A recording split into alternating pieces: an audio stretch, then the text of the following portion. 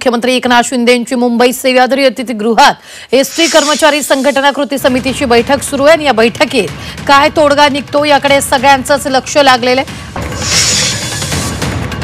आता एक मोठी बातमी, एसटी कर्मचाऱ्यांचा संप अखेर मागे। आताच्या क्षणाची दिलासादायक बातमी आपण पाहतोय। मूळ वेतनात 6,500ची वाढ करण्यात आलेली आहे। एसटी कर्मचाऱ्यांनी संप अखेर मागे घेतलेला आहे। गोविंद आपले प्रतिनिधी गोविंद, एसटी कर्मचाऱ्यांनी आपला संप जो आहे तो मागे घेतलेला। आताच्या क्षणाची सगळ्यात मोठी बातमी आपल्या हाती आली आहे।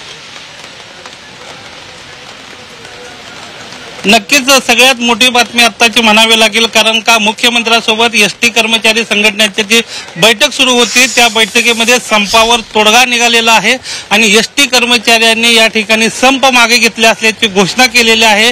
आणि या संपूर्ण बैठकीमध्ये सगळ्यात महत्त्वाचं म्हणजे यांच्या काही मागण्या ज्या आहेत त्या मान्य केल्या गेलेल्या आहेत। त्याच्यामध्ये सगळ्यात महत्त्वाचं म्हणजे यांचा जो एसटी कर्मचाऱ्यांचा जो पगार आहे त्या पगारामध्ये मूळ पगारामध्ये 6,500 रुपयाची वेतनवाढ देण्याचं राज्य सरकारनं मान्य केलेलं आहे।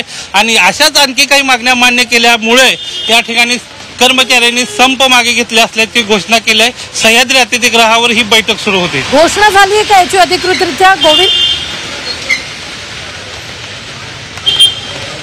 नक्कीच या सगळ्या बैठकीमधून हे सगळ्या माहिती बाहेर येते आहे। थोड्याच वेळात एसटी कर्मचारी संघटनेचे जे पदाधिकारी आहेत ते बाहेर येतील आणि ते याबाबतची घोषणा करतील। आपण जर आता बघितलं तर या ठिकाणी गोपीचंद पडळकर असतील किंवा बाकीचे जे पदाधिकारी जे आहेत जे बैठकीमध्ये उपस्थित होते त्यांनी या ठिकाणी याबाबतची माहिती द्यायला सुरुवात केलेली आहे।